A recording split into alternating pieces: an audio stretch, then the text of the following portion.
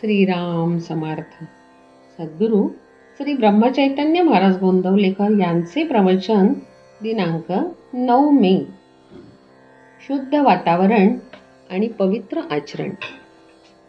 आपल्या घरातले वातावरण शुद्ध, शांत आणि पवित्र असावे. आपल्याकडे येणाऱ्या माणसाला परत जाऊच नये असे वाटावे. अगदी भगवंताच्या इच्छेने प्रपंच चालला आहे असे समजून त्या प्रपंचात विद्या, वैभव, घरदार इत्यादी सर्व काही यश संपादन करा. अगदी एखाद्या राजयोग्याप्रमाणे प्रपंचात ऐश आरामात राहून गाद्या गिरद्यांवर लोळा. पण हे करीत असताना तुमचे अंतःकरण मात्र भगवंताच्या प्रेमाने ओथंबलेले राहू द्या. कोणाशी वाद घालीत बसू नका. जगाचा मान फार घातक आहे. त्याची चटक लागली की मनुष्य त्याच्या मागे लागतो आणि नंतर मान मिळवण्याची कृती थांबते. मानही नाहीसा होतो. जगातले अजिंक्य पुरुषसुद्धा कुठेतरी विषयात गुंतलेले असतात.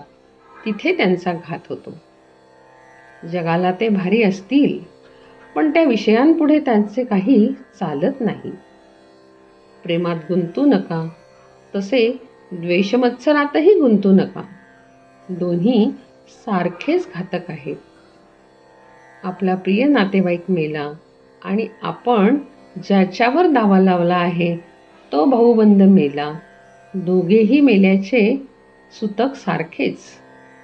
त्याचप्रमाणे मनुष्य प्रेमाने गुंतला काय आणि द्वेषाने गुंतला काय, नुकसान सारखेच होते. भगवंताचा विसर हा कोणत्याही कारणाने झाला तरी बरा नाही. मग प्रपंचात सुखसोयी असल्याने तो होवो किंवा प्रपंचात दुःख झाल्यामुळे हो. ढोंग, बुवाबाजी इत्यादींच्या भानगडीत तुम्ही पडू नका. अगदी काहीही न केले तरी चालेल, पण ढोंग मुळीच करू नका. आणि सर्वांनी माझ्यावर कृपा करा. अगदी अनुभवाने मी सांगतो की बुवा होण्याच्या फंदात तुम्ही पडू नका. आपले कर्तव्य भगवंताच्या स्मरणात करून त्याचे अनुसंधान अखंड टिकू द्या. आमची अशी वृत्ती बनण्यासाठी संतांच्या संगतीची आपल्याला जरुरी आहे. आपण सर्वजण सत्संगतीमध्येच आहोत असे म्हणतो. मग आमची वृत्ती का न सुधारावी? तर संतांना ज्याची आवड आहे ते आम्ही धरले नाही, म्हणून आमची वृत्ती सुधारत नाही. श्रीकृष्णाने उद्धवाला ज्ञान देऊन त्याला गोपींकडे पाठविले. भगवंताच्या नामामध्ये त्या रंगून गेल्या होत्या. गोपींचे नामावरचे प्रेम पाहून उद्धवाला आश्चर्य वाटले. नामामध्येच त्यांना भगवंत दिसत असे. ते पाहून उद्धवाने देवाला सांगितले, देवा, तू मला ज्ञान दिलेस खरे, पण तुझ्या भक्तीचे प्रेम त्याहूनही श्रेष्ठ आहे.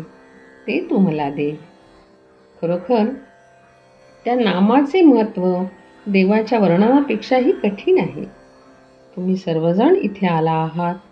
इथून रामाजवळून काही मागून न्यायचेच असेल तर त्या नामाचे प्रेम तुम्ही सर्वांनी मागा.